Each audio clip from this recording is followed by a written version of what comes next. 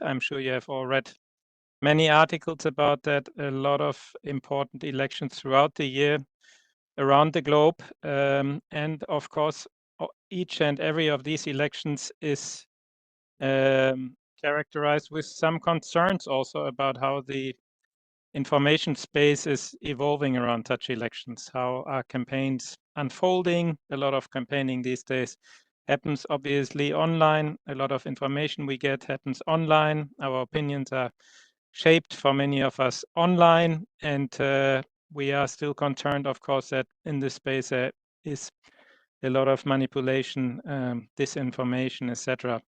And with this in mind, the three organizations hosting this event have written up a policy brief, of which you will hear in a moment. And we are happy to launch this brief here together with you.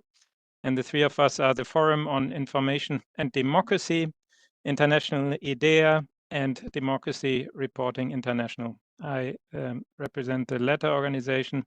My name is Michael Meyer-Sende. I work as the Executive Director of Democracy Reporting International. And I look forward to an interesting debate with voices from around the world involved in elections, involved in election support, and in many other roles. And now to go quickly through our program, I'm very happy to invite Laura Chinchilla, the former president of Costa Rica, to give us her view as a participant, if you want, of electoral processes and how she looks into this whole question of information integrity and how we can safeguard it to protect our democracies in this intensive year of elections. Please, over to you, Laura Chinchilla. Thank you very much, Michael. And thank you kindly for the invitation to participate in this webinar, which is a very timely activity, considering, as you said, Michael, the many elections that will take place during this year. I want to take this opportunity to highlight two main features that underpin the valuable policy framework launched today to protect democratic elections by safeguarding information integrity. The first feature is its actionable nature, and the second one is its hopeful approach.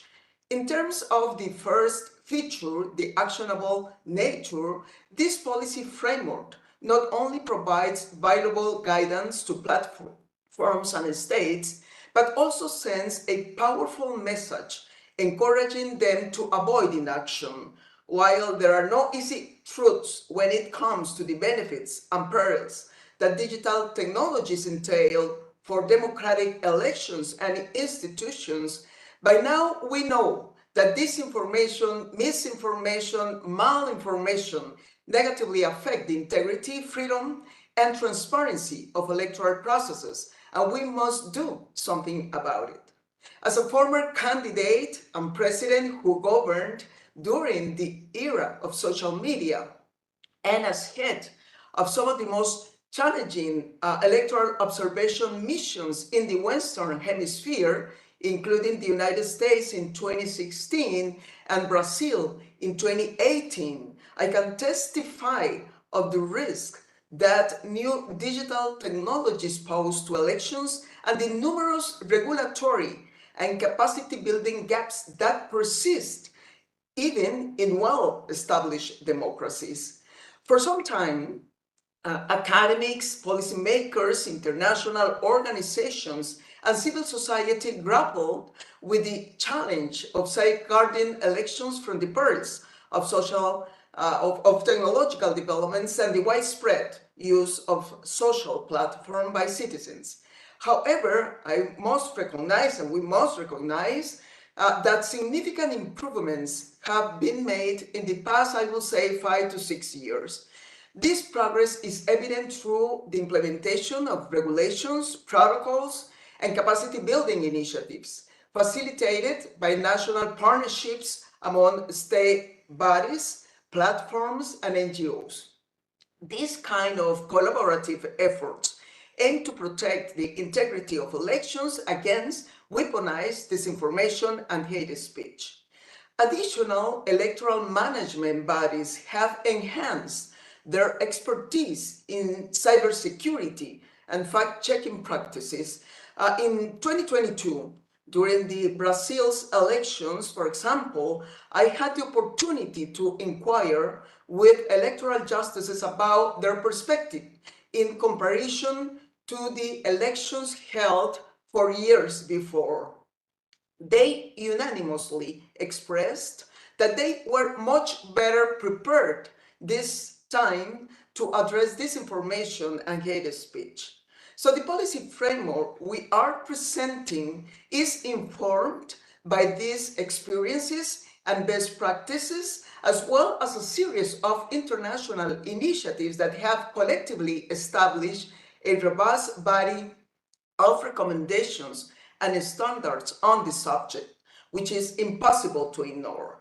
While numerous challenges lie ahead and ongoing policies, recommendations, and standards will require constant review, both states and platforms can no longer justify inaction by citing the absence of frameworks to guide their actions.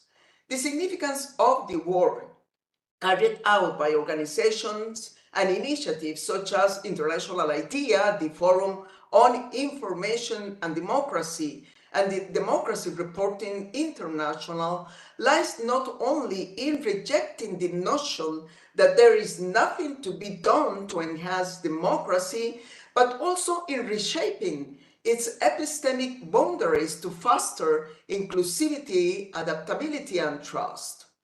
This brings me to the second feature of the policy framework that I want to highlight, its hopeful approach.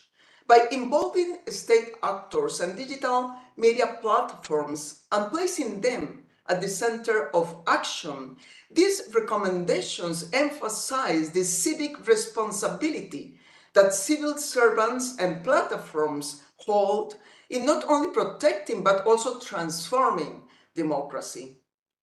The implementation of these recommendations is in itself a democratic exercise. Democracy is not only a goal, but also an ongoing process. In this sense, the utilization of the framework is also likely to generate a new set of positive synergies and interactions that could further enrich democracy.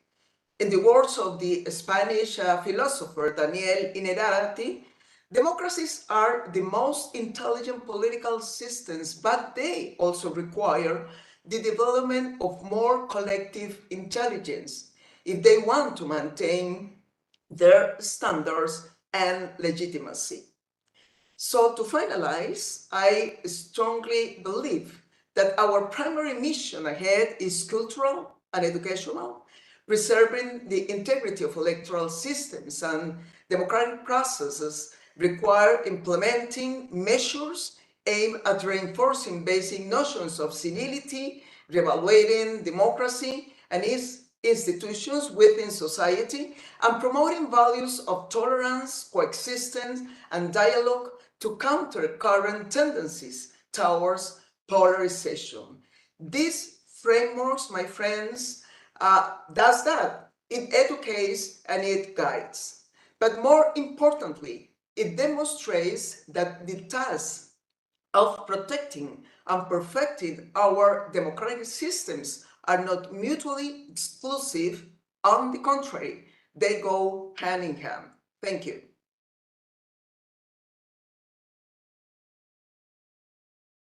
Thank you so much for your very powerful words and a great introduction to what we are discussing today.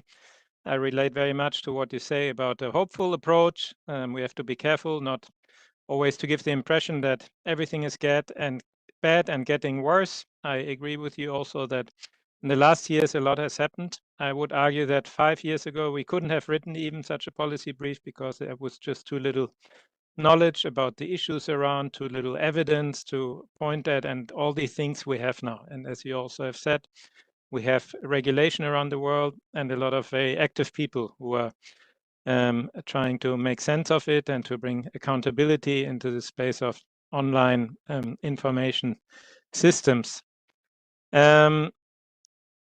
It's time, I think, to have a brief look now at this policy brief. What are we actually recommending? And I'm happy to pass the floor to my colleague, Michael Back from the Forum on Information and Democracy, and he will talk us through some of the key messages that we included in that paper.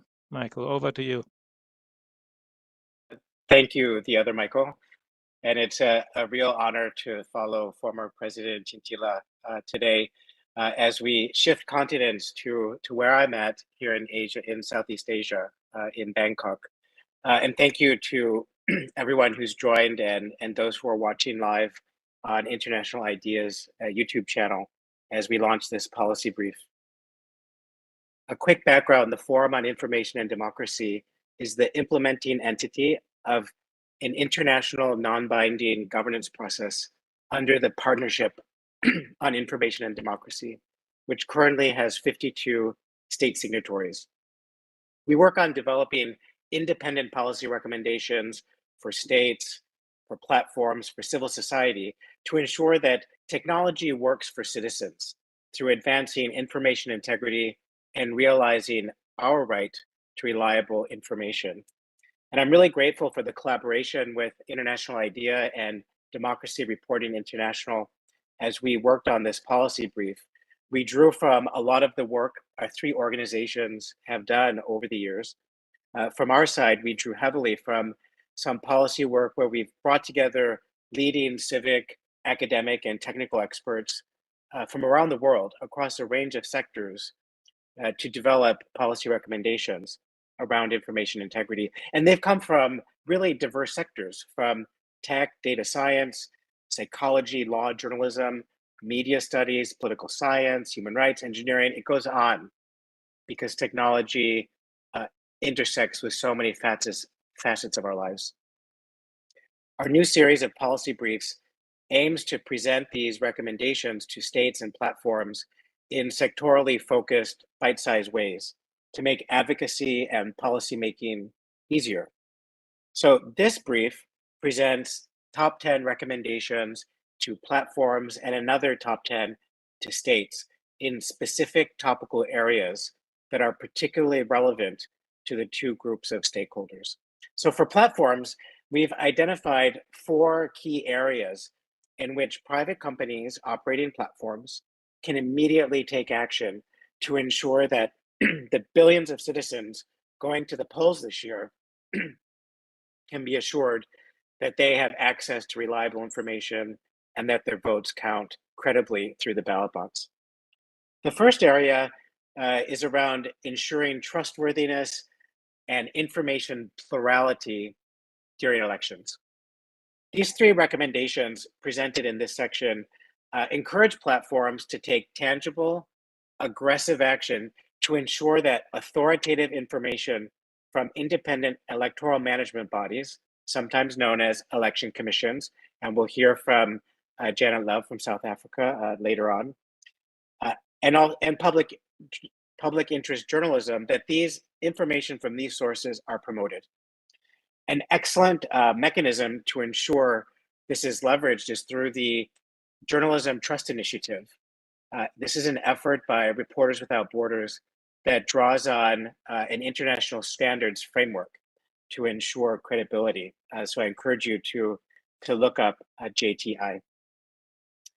We also recommend early substantive collaboration with independent election management bodies in preparation for the elections. This is not a checkbox exercise or a nice to have exercise, but one that requires investing time, effort, and commitment to integrate critical feedback from EMBs into platform policies and enforcement. We also recommend that the recommender algorithms absolutely do not impede access to accurate electoral information or diverse points of view. This means better work at improving classifiers, strengthening content policies for hate speech and harmful content. This also means undertaking systematic risk assessments of recommender algorithms. The second area for platforms is to diminish the reach and effect of mis and disinformation. Here are three recommendations focused generally on implementing internal viral circuit breakers to temporarily prevent the algorithmic amplification of content once it reaches a certain threshold. They should also integrate user feedback with a timely review and feedback loop, and clearly label political advertising and ban the use of sensitive personal data to target ads for political purposes. Another area for platforms is around strengthening the accountability of influential actors. This means that special regimes should be put in place for journalists, influencers, and highly influential actors in the electoral process, with fast-tracked appeal mechanisms after the full and transparent application of impartial content policies on content have been created and executed. Lastly, for platforms, we look at enabling independent scrutiny of efforts.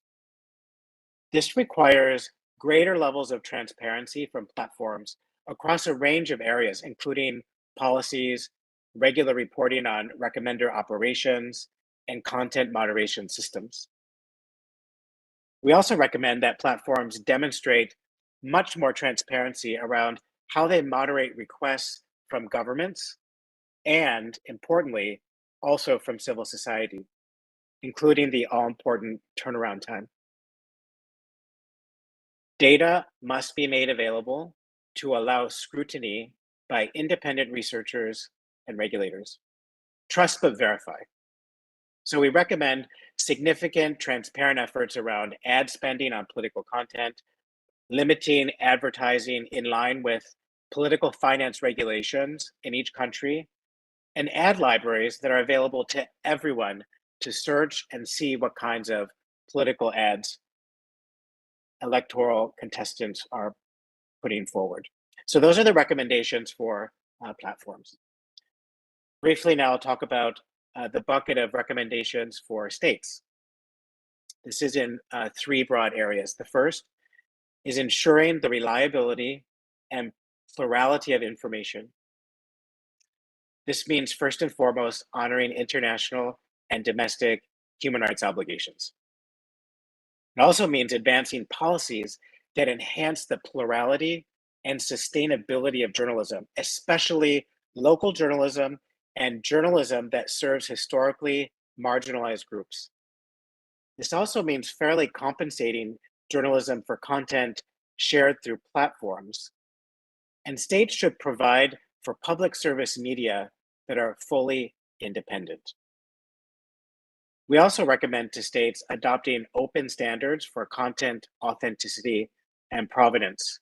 This is particularly relevant in the era of AI. Both online and offline, states can take measures to ensure the political representation and participation of historically marginalized groups. This includes women, gender and sexual minorities, people with disabilities, indigenous people, and so forth, to ensure that there is a plurality of voice and views and participation.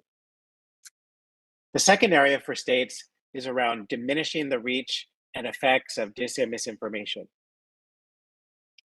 States must hold platforms accountable and ensure sanctions and moderation decisions align with international human rights norms and standards.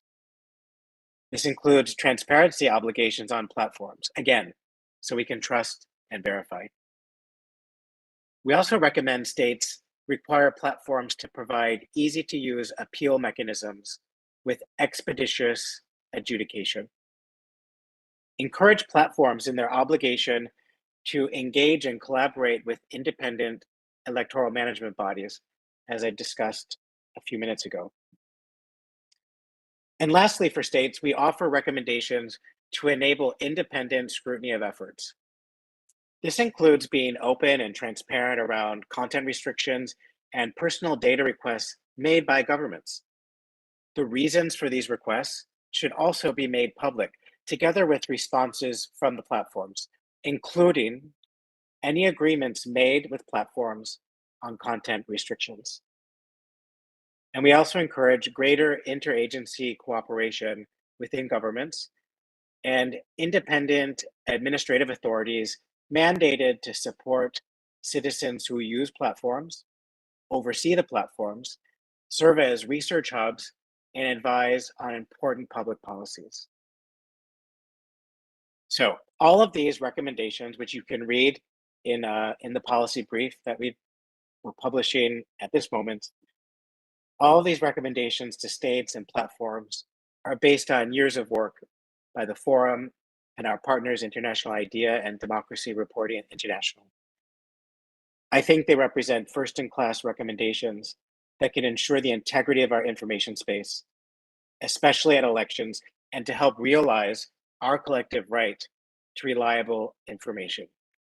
So to everyone who's dialing in from, I've seen Libya, Jordan, London, Costa Rica, and elsewhere in the world, have a look at the brief and help us move the policy needle in the right direction so that technology can serve citizens.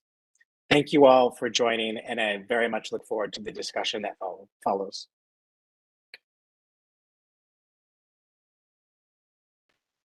Thank you very much, Michael, for the very clear overview of what we have recommended. And we now move to the discussion panel to go a bit deeper into what we have been recommending here and how we see the situation. And I'm happy to see many people joining us from many countries around the world. This is a truly global discussion, as has to be. All these services are global and the challenges are not always identical, but they're often quite similar. So it's very good that we discuss this from very different perspectives. And I'm very happy to now invite our debate panel. And I would like to say to those who watch us, feel free to put your questions or your comments or suggestions in the chat. I will try to pick them up. And I have also encouraged the members of the panel to discuss with each other. So we try to have a bit of a lively discussion here in the next hour about these points. And now let me introduce to you who we have on the panel. We have, first of all, the practitioner of elections, Commissioner Janet Love from the South African Electoral Commission. And she has worked actually quite a lot already on that subject and has a lot of real world experience of the information space in an election environment. And our second panelist will be Renate Nicolai. She's a Deputy Director of the Directorate General Connect, DG Connect of the European Union. And many of you will know that the EU is one of the most important regulators in that space and has been for many years in very intensive dialogue with all the platforms, and by now has a hard law adopted, which binds platforms to a certain conduct, and some of the things mentioned here, audits or risk assessment, these are things that the EU and the European Commission has been dealing with for many years and has put into law.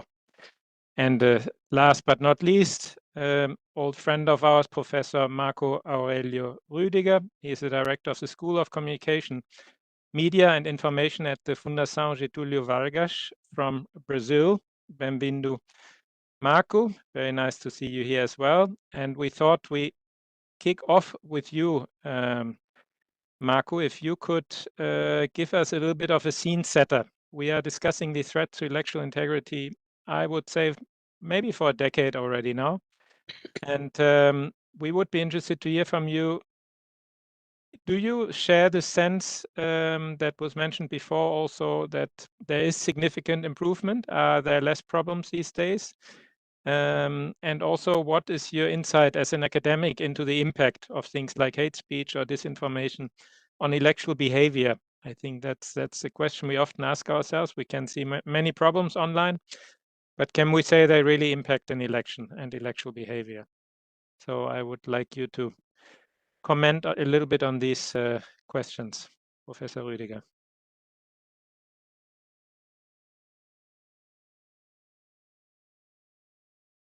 Now I see there's no camera. And now I wonder if the connection is stable here.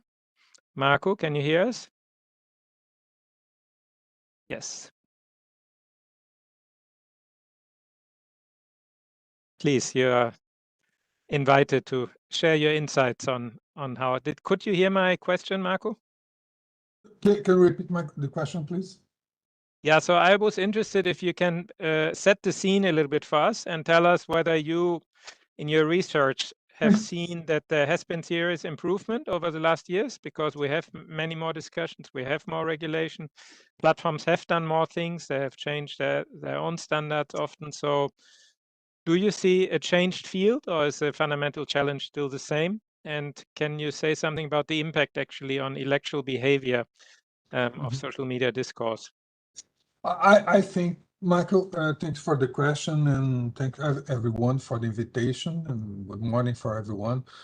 In my opinion, I think the situation is worse because I think of course, platforms are not very concerned about the public goods. I mean, it's really concerned about market and their market share and their position in the market. And as you know, also the platforms have a kind of a strategic position in a world where China is challenging the AI and other innovative technologies. So it's quite complicated to press them to change the way they behave and their policies. Although I think this is totally fundamental thing to do. And on this regard, I think Europe and South America and Latin America, I would say, should really work together on that. But anyway, I think the situation is worse because if you do any kind of research about the images and the information that you can spread using artificial intelligence right now, it's extremely difficult to notice, to understand what is fake or what is not fake. And I think the platforms could help a lot to curb this, but the point is that they are not interested because it's in the end they are a business, they want to seek profits, and I don't think there's any problem about that, but the platform has a kind of a public commitment, should have a public commitment, because in the end, democracies around the world have been really harmed about what's going on. So I think the situation is difficult. Here in Brazil, we're trying to go ahead with regulations, which is not easy at all. But I think that it's a process. We have to work really hard on it. We fight for this. Right now, I think democracy is really being challenged, as we understand. For example, if you have a discussion in a group, for example, in X or other discussion groups in the web, eventually we're discussing with a machine, not a person. You just don't know. And you have images that are produced. You can't really know if it's real or not. And I think the fact-checking institutions are not quite able to work on it and say what is true, what is not as well. So it's a time of distress, and I think distress is something which is not only harmful but it's corrosive for democracies. In the end, all democratic process is based on a minimal trust that you have.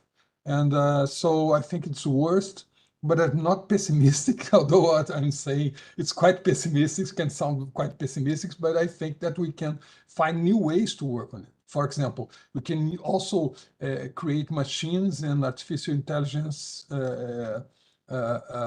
tactics to help us to analyze information that is spread around. So I think there's a lot we can do, and I think we should do together. And on this regard, I think Europe and Latin America should be more close on design common policies. That's my opinion. Thank you very much, Professor Rüdiger. So that was maybe a more skeptical view. You see more problems perhaps for now than solutions. Of course, we know the situation in Brazil is also very challenging, although I have to say I'm often impressed also by the level of the debate in Brazil, by the engagement of the election tribunal in all these questions. But yeah, it does certainly remain difficult and a struggle. And I will go backwards, our panelist, and asked Renata Nicolai. So you work primarily in the space of the EU, where there is hard regulation now, and where we have soft law for a while, codes of conduct, etc. And would you still share the skepticism of Professor Rüdiger, or would you say you feel or you can point at tangible improvement in the way that platforms organize their services in the EU space? I would highlight one critical moment before the Slovak elections last year. During the silence period, there was a deepfake audio file shared by many social media and many times, and it was fake, and it didn't make one party of the election look good. So I think we all agree that's something we do not want to see in our elections. So do you feel the regulation is not good enough, or it just takes time to apply itself? Over to you, Ms. Nicolai. Thank you very much, Michael, for having me. I hope you can hear me, see me, all good. So first of all, it's great to be part of this global debate and to bring in the European perspective. And indeed, I think, filling also following on what we heard from Marco from the Brazilian experience, I would say my perspective is a little more positive, because I'm really in the machine room of the day-to-day enforcement of the new kind of, hard law that we have adopted in Europe, the Digital Services Act, to hold platforms more accountable for what is happening on their kind of, services. And this, of course, came about after many years of self-regulatory work, very much kind of building on what you have also tried to capture with your policy brief, what we have captured with the Code of Practice Against Disinformation that we had already in place ahead of the last elections in 2019. When I compare the situation ahead of the last European Parliament elections 2019 to the upcoming European Parliament elections now in 2024, I would say on the positive side that the scene has really totally changed. We just had the World Economic Forum quoting as the second important threat for this year, disinformation and election integrity. We would not have had that debate 5 years ago. The same goes for the political debate at the European level. We had a special committee in the European Parliament in this mandate dealing with disinformation. We have new law, the Digital Services Act. We have European leaders talking about that. We are out at every kind of national elections to kind of look, you mentioned the Slovak elections, to look at, ex ante, what are we observing, and ex post, what are the lessons to draw on that. Is the situation perfect after we have the hard law in place? Certainly not. I think we are seeing developments. The rules increase a lot, building also on what we heard from the presentation of your policy brief. They increase the transparency obligations. They increase the empowerment of the users. They establish a sanction systems if the platforms do not kind of act. They establish a risk assessment systems that is publicly available. They give an obligation to share data with researchers. So all that will over time allow us to really deal with the systemic risks caused by the platforms in a more substantial way. What we also observe, just because of the fact of the new rules, is that the platforms have already changed some of their behaviors. There is not a single platform that has not kind of looked at the terms of references, increased the transparency, already changed some of the profiling features, done a lot on minor protection. So, I think we are at least on a path. We will, in the European context, pay a lot of attention to the upcoming elections. So we will use the many kind of tools that we now have, starting with the Digital Services Act, use it to its fullest potential. We will ask the platforms to give a special attention to their risk assessment with regard to the upcoming elections. We will, of course, also continue to build on the code of practice, and I want to thank here also Democracy Reporting International for their active partnership in the code. Thank you very much, Michael, for your continued work on that, because I think that has created an ecosystem of civil society, academics, platforms, regulators that has allowed us to really look at this in a whole society approach. And that's what we need. We need to be ready on the analytical side to kind of detect disinformation campaign, and especially here from the European perspective with the war at our borders regarding Ukraine and Russia, we know that there are malicious international actors that are using also upcoming elections for launched kind of disinformation campaigns in a way of modern warfare. So we have to be good at the analytical side. We need to make the best use of our roles with regard to platforms, and we need to continue to have the dialogue with the citizens so that they are aware and that they make their right choices. It's always important to kind of not overshoot, to really protect the freedom of speech, especially if you have hard law in it. So I want to stress as the final point from my side, the Digital Services Act is not a content moderation act. It's a kind of act that kind of deals with the systemic risks and that puts a frame, a context around the actions of platforms and holds them accountable in that regard. And I think that's an important point also to make, because to kind of order certain opinions would really be the wrong approach in this debate. Thank you.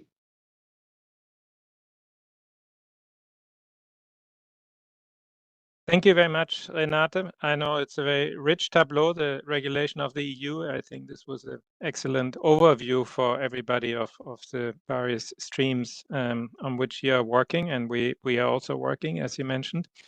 And let's shift the focus now to one specific country and one specific role. Janet Love from the South African Election Commission. So you are in the middle of this. You have to deal with this as an election commissioner. Can you give us a sense on a scale from 1 to 10, if 1 is terrible and 10 is wonderful, how you see the information environment of election in South Africa and how you see the dynamics over the last years? Has it become worse? And what have you been able to do as an election management body about that? I'm not sure about giving a scale of 1 to 10, because it would be giving different scales for different components. But I would like to maybe pick up on what both Marco and Renate have said. First of all, I want to agree with Renate, with Marco firstly, that things are harder.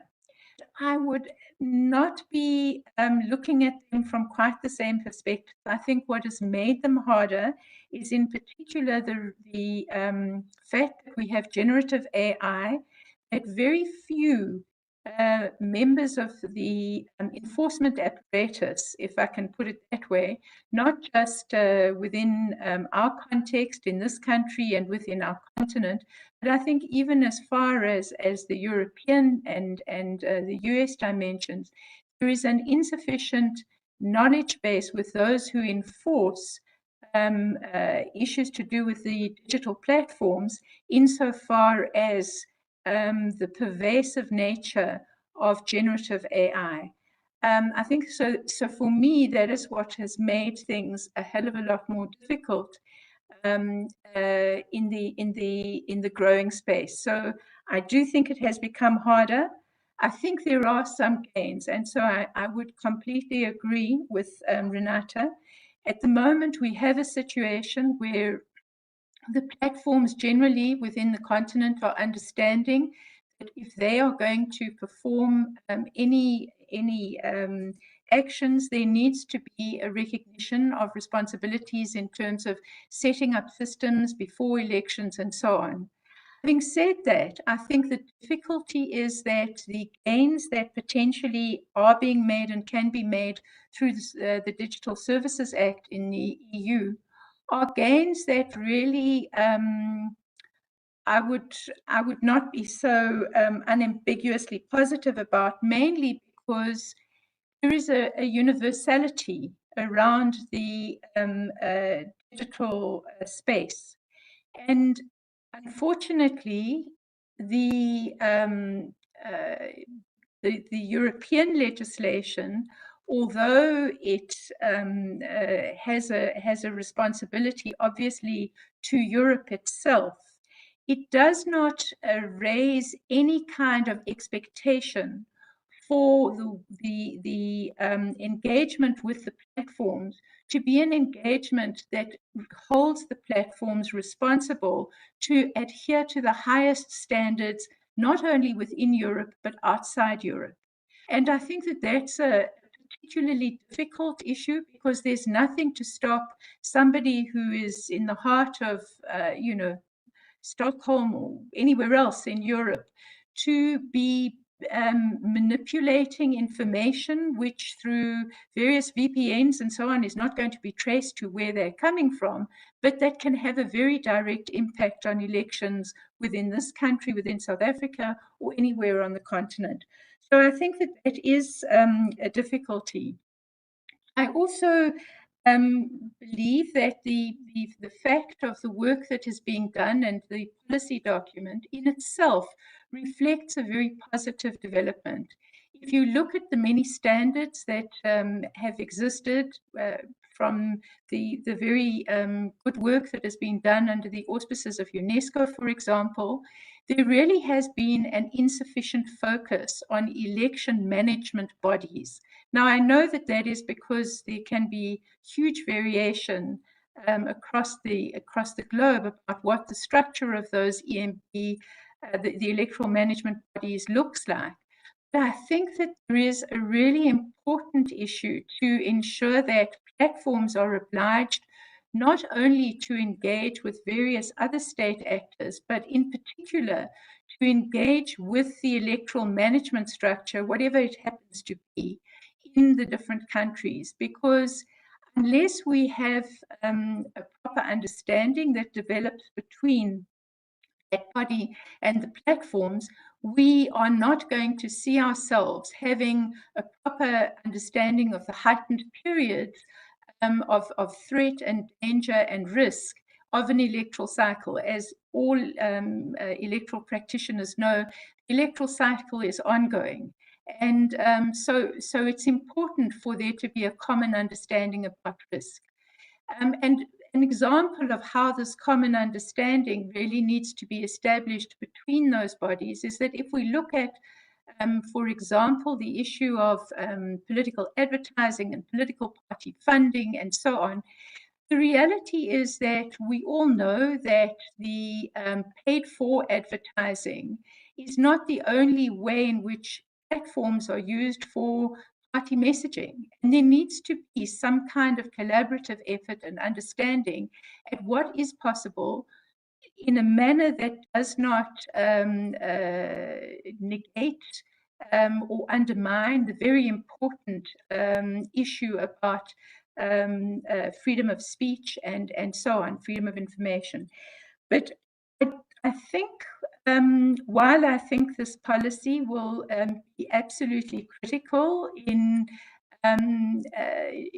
doing what President Chinchilla said in her opening remarks, become itself generative to get us to understand and improve and so on, I think that there possibly is a gap on two areas as I see it at the moment. The first is that I think that it's not only important to protect journalists and the media space in general, but I think a lot more has to be done to foster the professionalization and the retention of journalists within the media industry, because there is a juniorization of journalism in many spaces, and I think that investigative journalism and objective journalism is something that really is vital in terms of the space that we're moving into. I think the second thing is that we've got to ensure that there is a widespread understanding involving relevant electoral stakeholders and other people of the digital platforms, generative AI tools that can be positively used. If there is not an understanding of how they operate and how they can be positively used, there will be far fewer people able to understand how we can prevent their abuse, how we can expose their abuse, and so on. So I think this is a key area, a key gap, which we really need to try and bridge. Let me stop there. Yeah, great. Thank you very much, Janet, for these insights. And I see we also have many interesting questions coming in, and I would like to link maybe to the question raised here by Felix Kafuma, who asked, how does this regulation actually work in authoritarian regimes or in hybrid regimes? He refers to the question of AI, but I think we can expand the question a little bit generally to this regulation. And I would go back to you, Renate, about the issue of the role of European regulation in the rest of the world. So generally, EU is quite proud and says we are leading the world with this regulation, we are setting standards. But there is a question, of course, what could be the effects in other places of that kind of regulation? Is it easily copied, or could it easily be copied in a way that is abusive? So the Digital Services Act, of course, relies on the idea that we have independent judiciaries in all countries where it's being applied. So that is not a given, not even in all EU member states and not in the rest of the world. How do you see that, Renate, that relationship to the rest of the world? Yeah, thank you very much. There's some talk sometimes when talking about the regulatory power of the EU about the so-called Brussels effect, that sometimes when we are good at kind of coming, because we have a cumbersome process when kind of adopting regulation. We have kind of 27 member states to agree with. We have a European Parliament to agree with. So it's already quite normally quite intense and important political process in this legislative work. And we had a good example, for instance, with our privacy regulation that we did a couple of years ago, the General Data Protection Regulation, where we were also quite pioneering in updating our privacy rules, which had the effect in reality for, I think, more than 100 countries in the world who are also thinking of updating their privacy rules to the digital age.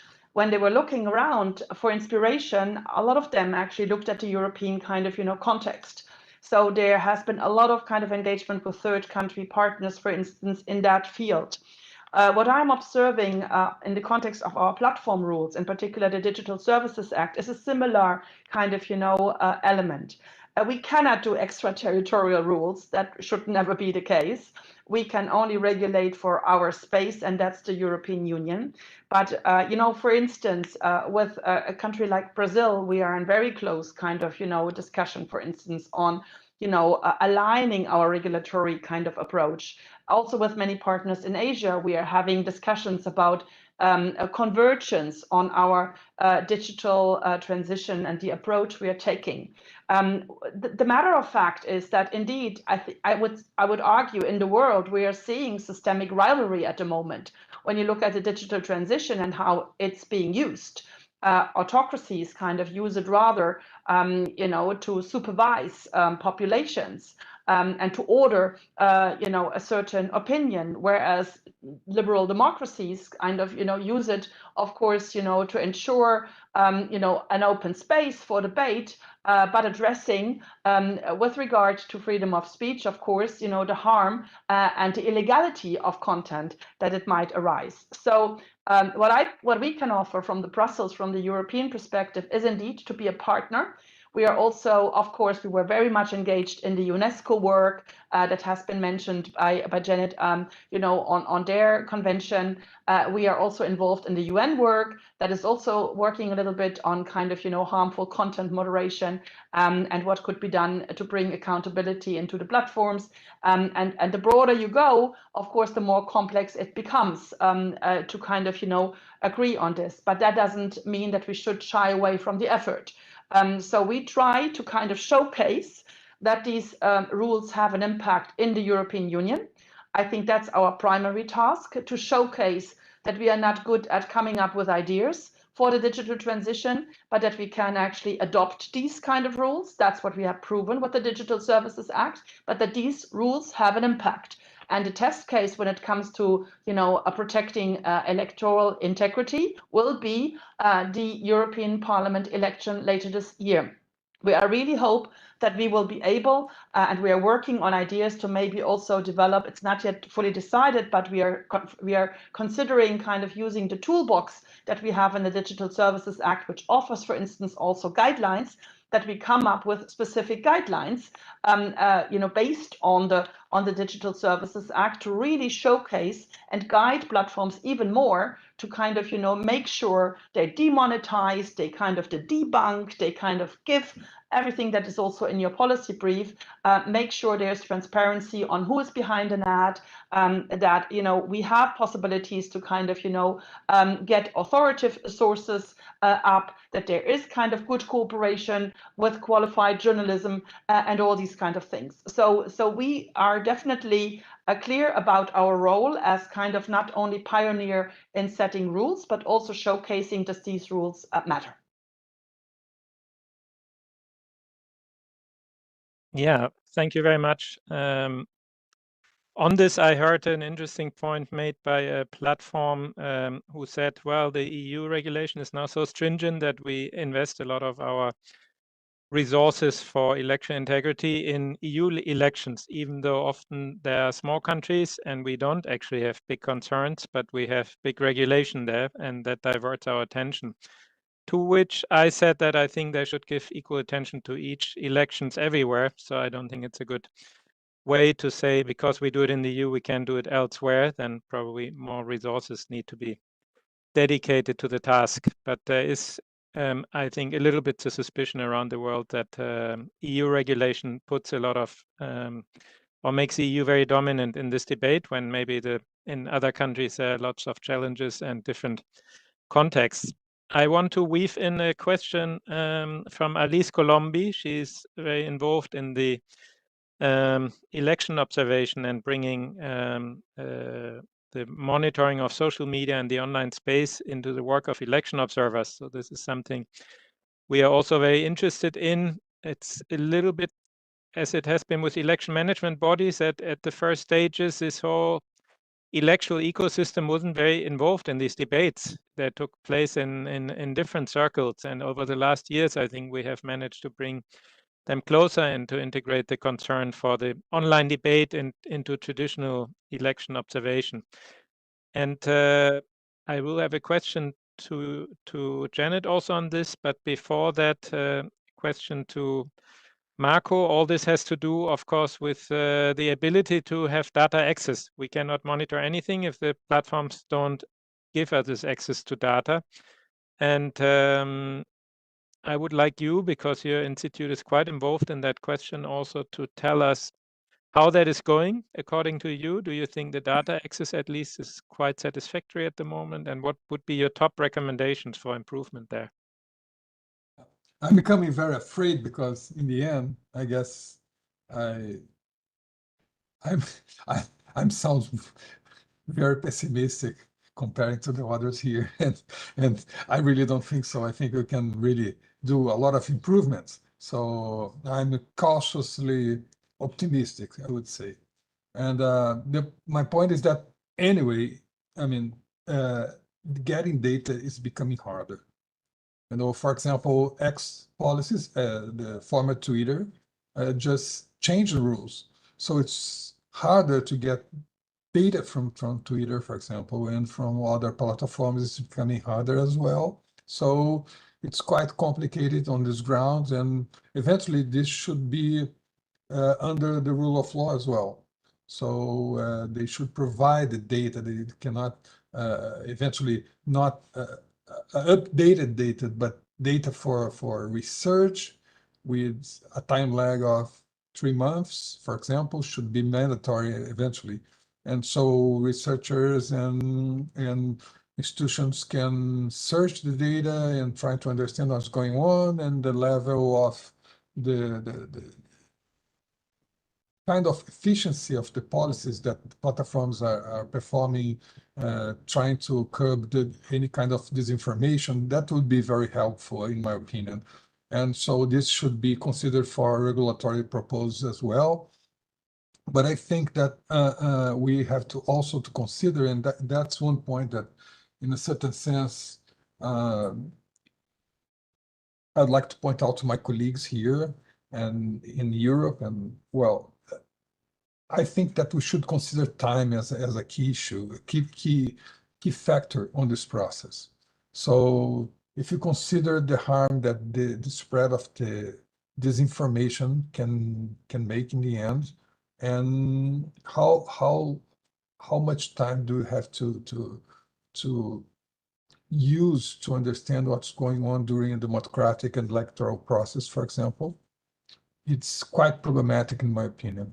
And usually, for example, here the court, the electoral court was quite, I would say, efficient to bring together universities, research centers, and also the platforms to the table and together work in our last presidential election to manage and filter a lot of disinformation. So they were effective, and even I would say that they used some parameters from Europe to justify some the freedom of speech vis-a-vis some kind of filters on disinformation. So it was fine. This was really fine, and I think works okay.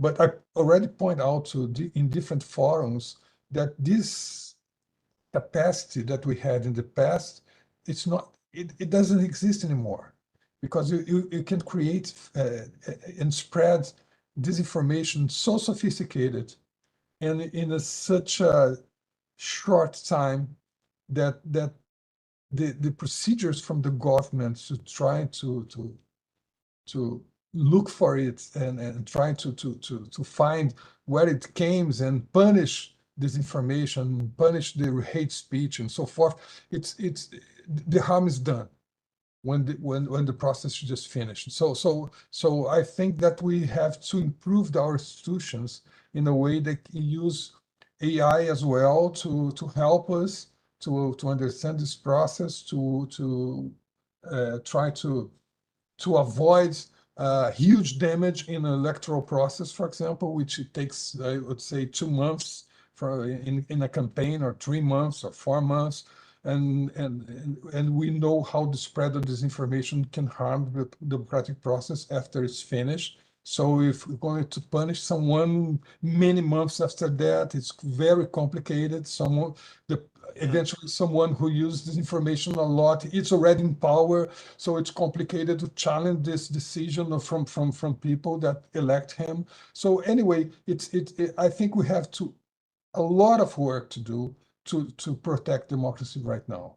And I think it's very important that already, for example, in Brazil, I think we are the 5th major user of platforms, social platforms, social media in the world, I guess. And for example, I think it's quite important that Brazil works closely to Europe to try to have some common ground in terms of regulation and so forth. But still, a lot has to be done, in my opinion. Mm-hmm. So we need to bring together to the table more often and be more aware about the time frame that we have to curb disinformation right now with the new technologies. I think it's really harmful for democracy.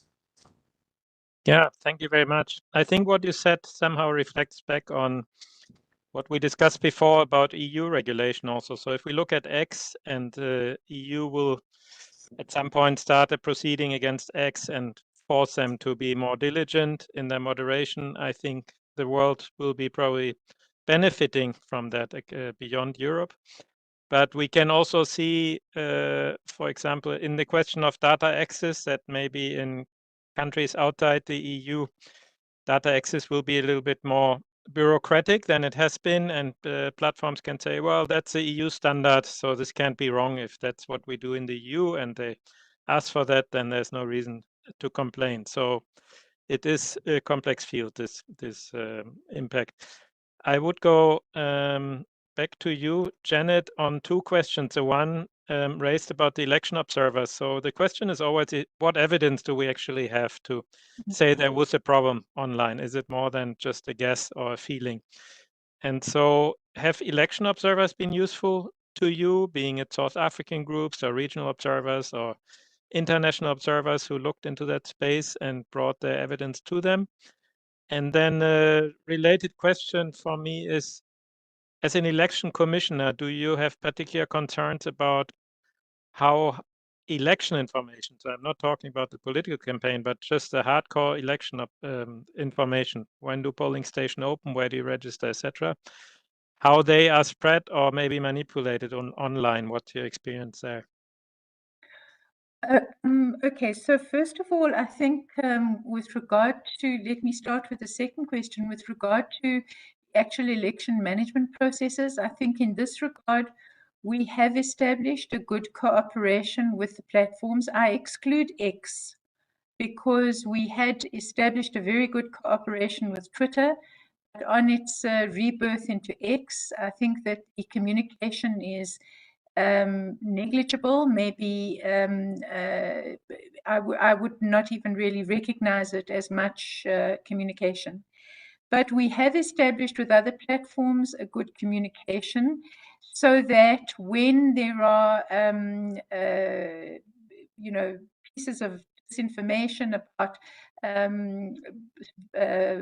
polling stations having moved or closing at different times and so on, which is what we have had, we are able to report those and ensure not only that we use the same social media to put out the correct information, but we do get the platforms to take appropriate action. And so I think that having the cooperation and having the discussions, as I had said before, with the platforms on an ongoing basis, but particularly when the risk times are higher, is absolutely critical. The difficulty, I think, is really around the transparency of the platforms to engage firstly in fairly open discussions about how the assumptions on some of their algorithmic processes.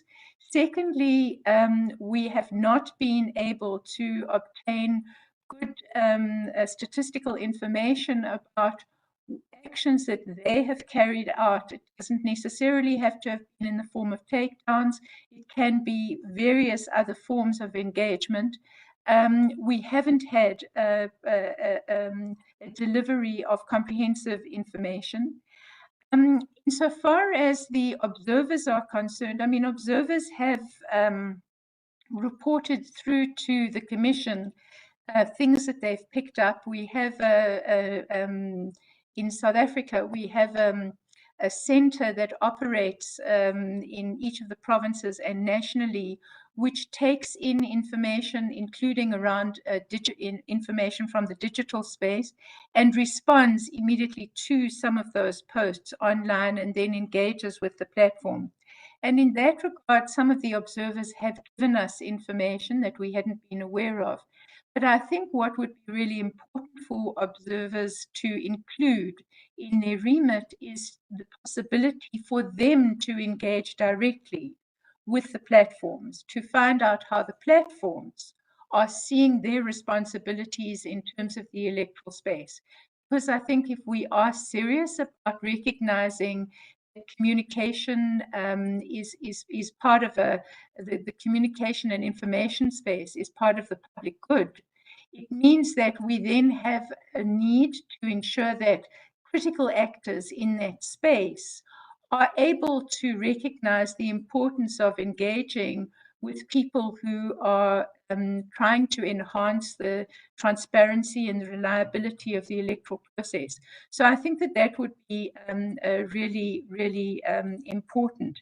The other thing I just wanted to say is that I think that the problem partly is also that in a number of countries, I certainly include South Africa in this, the state itself has been has not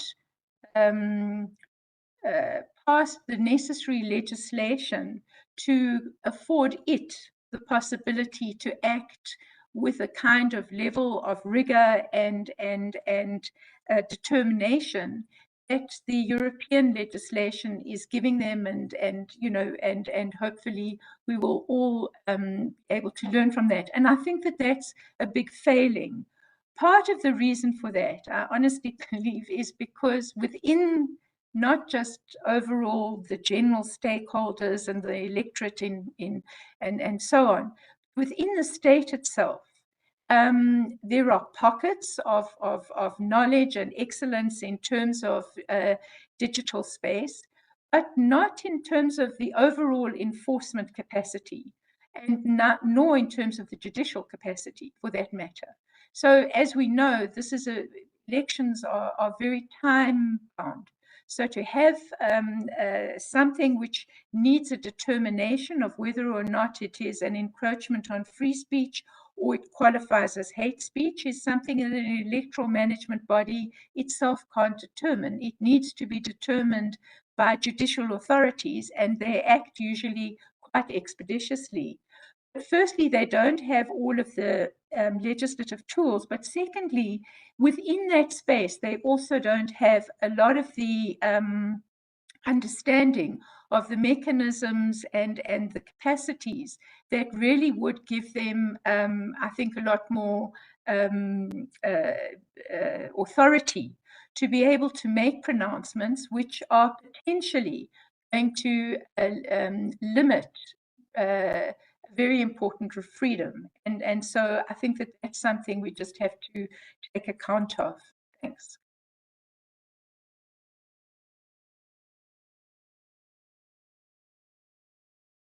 You're on mute. Thank you for that. Just a short question for a short answer, Janet, and then I walk the panel backwards. Enhi asked from, she's from Mongolia, I think, and she asked why, or that you have many smaller states where platforms do not pay enough attention. So what can be done actually to change that? And I think South Africa is probably not one of those countries where there's a lack of attention. I don't know, you know better. It sounded as if you feel there is good attention, but you also know your region. So how do you think about that? No, I think in South Africa, and so in terms of the continent as a whole, but I think in South Africa, there has been attention. It's something that we've worked for since 2016. So it didn't come without a great deal of engagement and work that has been done by the electoral management body in particular. But I think that one of the things that the continent has done, and I think it's important to say this, is that as a consequence of some of the experiences, not just in South Africa, but also in places like Kenya and so on, the significance of the digital space is something that has led the continent to adopt a set of guidelines that are continent-wide and which really need to be socialized within the different countries and hopefully will lead to a better understanding of the importance of having legislative frameworks in place. So I think that that's something that hopefully will help even smaller countries. But I do think having international standards which translate into every region's legislative standards that require platforms which are global in nature to adhere to higher standards of transparency, higher standards of protection, particularly during elections, is something that really would help particularly smaller countries. Thanks.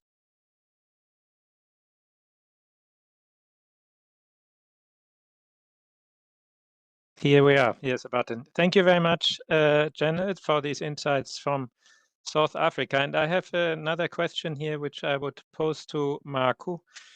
Zoe Tomsey and Richard Kazu, they're asking, what can we as civil society organization and journalists do to localize advocacy on disinformation and misinformation at national levels? What can we do, especially in this year of elections? And I think the two of them are particularly interested in Sub-Saharan Africa. But beyond that, Marco, I think you have quite some experience also with your own organization and your own social media lab. So maybe you can give us briefly some insights on What can civil society and maybe academic researchers do from their end?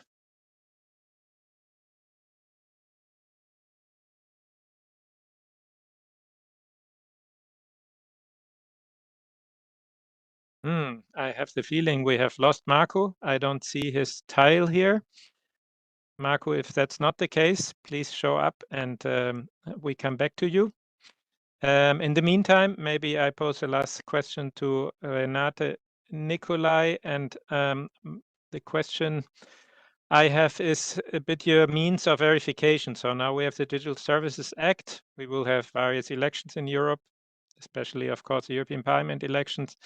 So how do you have a sense how you can conclude afterwards that this was good enough for you or not good enough? Or how do you make that determination?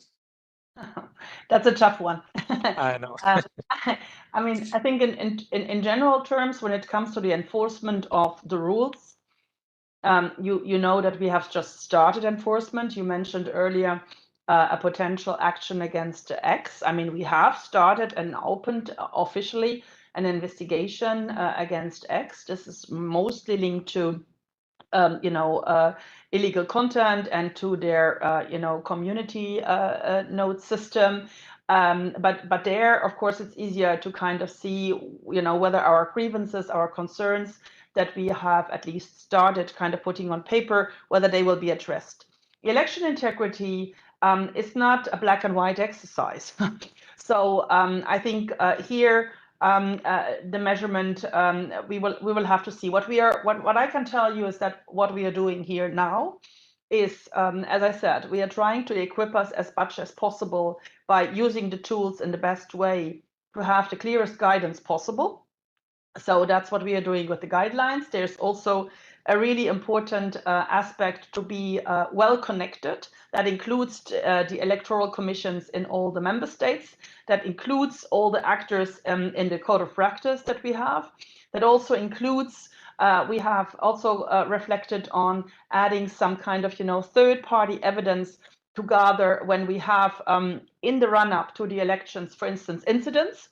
That we really kind of have third-party verification systems in place. I mean, there are kind of, organizations that can be very quick in kind of assessing so that we have the best evidence together so that we can react fast. It's, of course, a delicate exercise because we also must not be seen as kind of interfering into what must remain an open debate of opinions. We might not agree with all the opinions, but that's kind of, what democracy is about. So it's really more about, identifying if there are kind of, risky, issues. I think an important aspect will be what we also heard from the other partners in the discussion today is the effect of generative AI, the so-called fabricated content. You know that we are also in Europe are finalizing our AI Act. So we are also worldwide the first, continent to kind of dare making a law to kind of, give some guidance on artificial intelligence. And here I think we can draw, hopefully, on the AI Act that will be adopted fairly soon to maybe also inject into the platforms a little bit of our wish that they increase more transparency on, showcasing, watermarking, for instance, whether something is fabricated content. I think that would also help. So we have, as I said, already kind of done some work in the recent national elections. Ever since the DSA, the Digital Services Act, has entered into force, in each national elections, we went there before the elections ex ante, talked to the platforms, to the authorities. We looked at the results of the elections and our experience ex post. So what we are putting together in the guidelines that we are still discussing is the result of that exercise. And we will probably do the same then after the European Parliament elections. But I think it's at the moment really our main objective is to raise this to the political level so that all people are super aware of this. And we have the best transparency measures, the best connection of all the actors in place to act fast. The final point from my side, media was mentioned a lot. I think this is also a key player in the kind of ecosystem of election integrity. And also here in the European Union, and if you had asked me 10 years ago, I would not have thought that we would ever do that. but we also just kind of finalized negotiations for a so-called Media Freedom Act, a European Media Freedom Act that kind of has minimum standards for media freedom and media pluralism in the EU. And I think that's also very important to really give a strong voice to investigative journalists, to kind of, critical media that can kind of, be a partner in, hopefully preaching the path to the best protected elections that we can imagine. Thank you.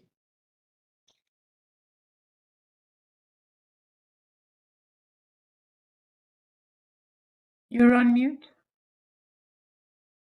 Thank you very much, Renate Nicolai, for the perspective from Brussels. I think we lost Marco. I wonder if Michael Buck would be happy to answer one question on our briefing paper. I can also try to give the answer otherwise. The question was from Alena Kahle from the foundation, The London Story. And she says they have put similar recommendations forward, but platforms have simply refused to publicly agree to them. And so the question here is, how have platforms received our recommendations? And do we see a risk that mainly EU and the US benefit from this kind of recommendations and trying to establish standards, and the rest of the world is being forgotten? I know the question comes very fast because we just published these guidelines, but Michael, maybe you want to say something about that, also noting that, of course, you are not sitting in Europe or the US, but in Southeast Asia. Yeah, thanks for that question. On the burden is on platforms to show up, and I think that the role that we in civil society play is to offer a collaborative environment where they can show up and understand the impacts of technology in the rest of the world. I sit here in Thailand. Some of our speakers are in places very far afield from Europe and North America, and so I think that our role is to invite them to participate in discussions with us, to create the conditions in which we are able to participate equitably and on a sustained basis and substantively as they work out how to implement policies or how to think about the systemic risks that they face. It's not something that they should do in a black box on their own. It's something that requires this broader collaboration. And I do hear you on, as we put together these recommendations and the hesitancy that some platforms have in showing up. And that's something that we continually try to create conditions where they'll want to participate. It's not going to happen overnight, but it's certainly something that we need to strive for together. Yeah, thank you very, very much, Michael. On this question also of the question I posed to Marco, who we lost, unfortunately, the role of civil society. So just one comment from my side on that. If we categorize speech and call something disinformation, or we say there is some kind of narrative that we think is harmful for democracy, and we monitor social media, I think this is better done by civil society, which is transparent about that, must be transparent about that, than saying we want governments to monitor speech of its citizen and decide what is problematic or is not problematic. And I'm not saying we can do it better than governments, but I think it's more acceptable if these kind of determinations come from within society. And of course, we put these things there for discussion. We are not saying it's the ultimate truth, but I feel somehow it's better if these kind of findings come from within society and are put on the table for discussion, rather than governments saying this is disinformation or that is not disinformation. And that also puts an onus on us. I think we have to be quite rigorous in doing that kind of research and coming to these findings. So there are many different opinions, many opinions we don't like, but we cannot get on a slippery slope where we start calling different opinions disinformation. We have to look at facts that we can consider hard disinformation and call them out. Well, it was a really interesting discussion. I'm very sorry that I could not surface here all the questions we had, but I could do so with some of them, and they were all very interesting. But we are now at the conclusion of our discussion today and of our presentation. And for that, I would like to invite the Secretary General of International IDEA, Kevin Casas Zamora, to share with us your impressions of this and what else we will do with this policy brief and how we move forward in the space. Please, you have the floor. Thank you very much, Michael and colleagues. And thank you again to all of you for joining us today. I am very, very glad to be part of this launch of this policy briefing on protecting elections through safeguarding information integrity. And it is fair and necessary that I thank the colleagues at the Forum on Information and Democracy and also Democracy Reporting International, as well as former President Laura Chinchilla, the distinguished Vice Chair of International IDEA's Board of Advisors, fellow Costa Rican and dear friend, and our similarly distinguished panel of experts for all their insightful remarks and an excellent collaboration all around. I'm Kevin Casas Zamora, and I'm the Secretary General of International IDEA. And since I don't know how familiar you are with our institute, let me just say a few words about International IDEA. We are an intergovernmental organization with 35 member states dedicated to supporting and advancing sustainable democracy globally.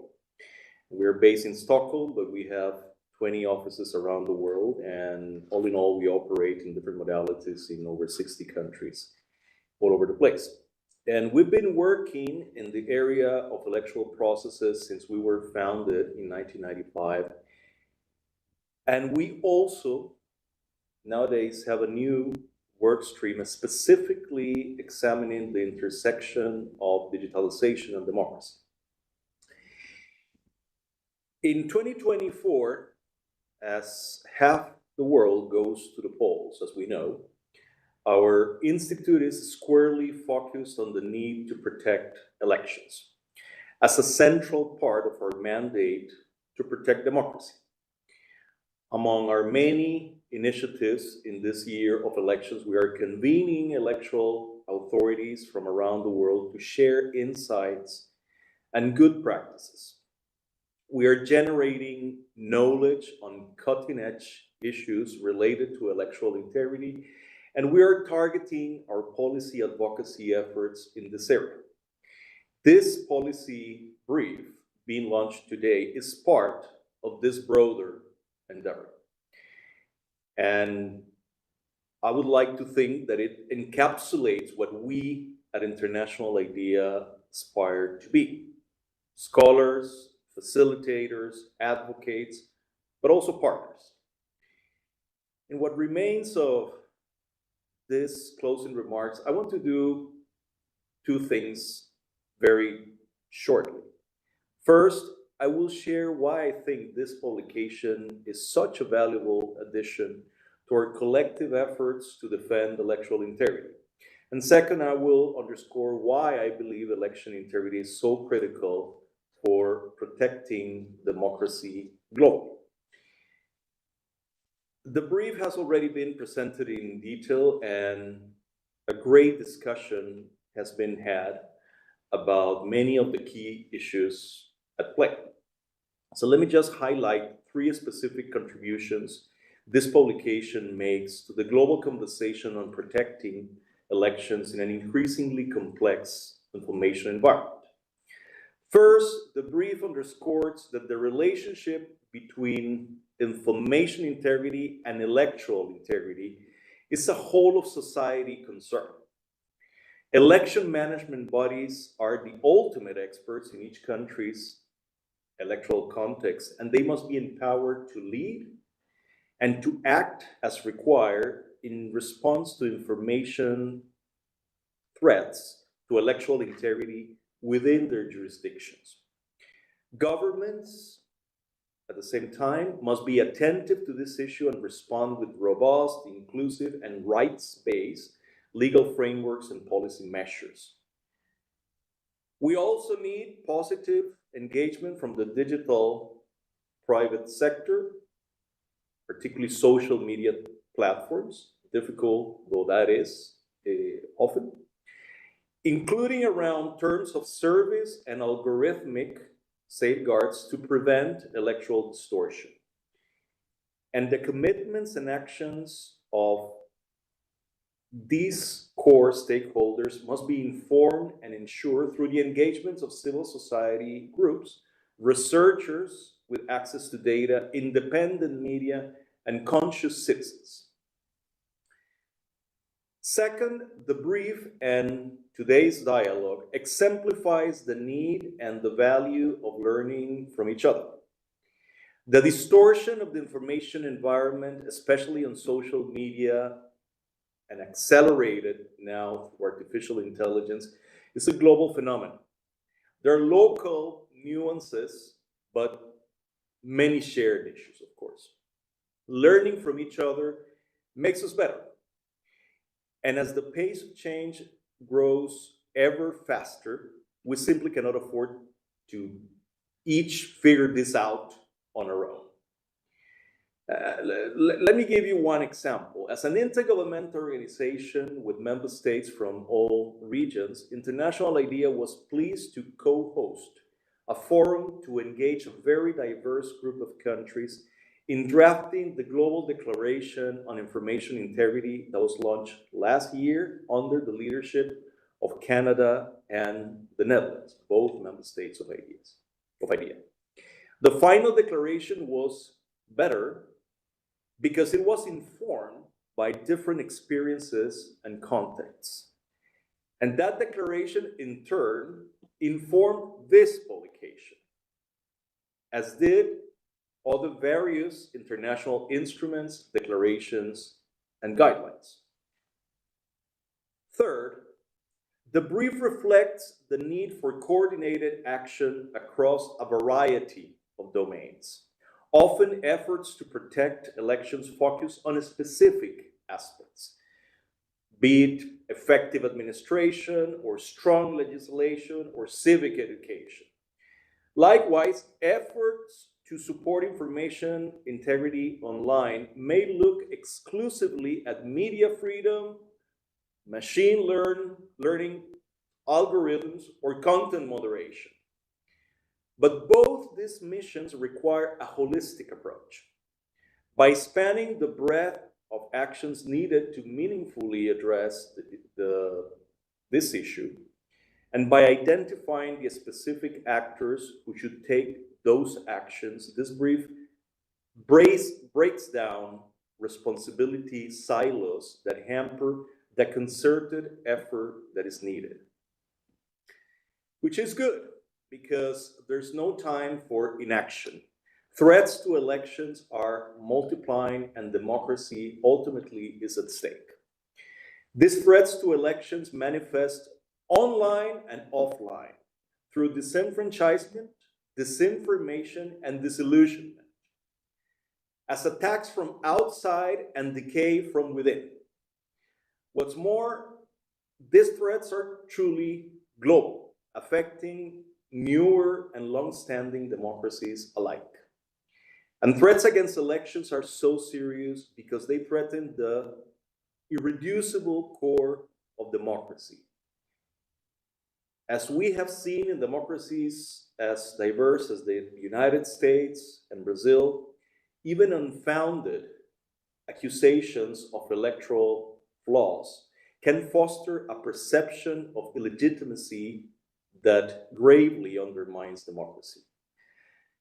As former Uruguayan President Julio Sanguinetti put it, and I quote here, "Democracy does not guarantee good government. What it gives us is the possibility of peacefully getting rid of a bad government." End of quote. That possibility only exists when elections are free and fair, where the results are respected and incumbents leave office if they lose. Let us be clear, the success of democracy depends on many things, but it becomes utterly impossible if elections fail. To be sure, the full range of threats to elections extends far beyond today's topic of information integrity. But the free flow of truthful information is a prerequisite for free elections with truthful results. That's why I am so grateful for your interest and your attention on this pivotal issue. And that's why I'm so pleased to celebrate the launch of this publication today. It represents not an endpoint, but the beginning of a crucial conversation in this global year of elections. The work ahead matters immensely to secure a democratic future for generations to come. An international idea stands ready to support that effort every step of the way. Thank you. Thank you very much, Kevin Casas Zamora from International IDEA. I thank also our partners from the Forum on Information and Democracy. Also on our colleagues who prepared this event. We all know this is often a lot of work and is not visible because we just see the smooth operation here. So thank you all for making that happen. And of course, I also thank the panelists for giving us your time. It was extremely valuable to hear you from very different corners of the world. And last but not least, thank you to all the participants for joining today from everywhere. I wish you a good morning, a good afternoon, a good lunchtime, or a good dinner, whatever time zone you may be in, and I hope we reconnect soon. Thank you. Have a good election year.